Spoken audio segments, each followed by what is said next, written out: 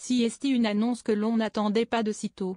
Au cours d'une interview avec Marie-Sophie Lacaro dans le journal de 13h de TF1 aux côtés de Brigitte Macron en marge de l'opération Pièce jaune ce mercredi 8 janvier, dont LCI a diffusé un premier extrait dans sa matinale, Didier Deschamps a fait part de son souhait de quitter son poste de sélectionneur de l'équipe de France à l'issue de la Coupe du Monde 2026.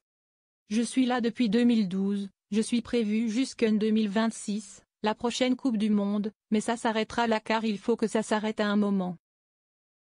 Oui, ça peut être une annonce, même si je ne suis pas là pour ça, a lancé Didier Deschamps, avant d'ajouter, j'ai fait mon temps avec la même envie, la même passion pour maintenir l'équipe de France au plus haut niveau mais 2026 CST très bien.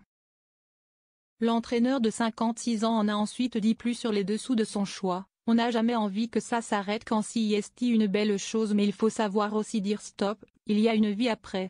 Je ne sais pas laquelle elle sera mais elle sera très bien aussi. D'être déjà, autant d'années où je suis allé jusqu'en 2026, ça va faire 14 ans donc ça fera beaucoup.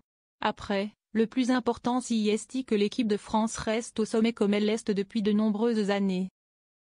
Interrogé sur cette annonce surprise dans Apolline Matin sur RMC, Jérôme Rotten a exprimé ses doutes vis-à-vis de la décision de Didier Deschamps.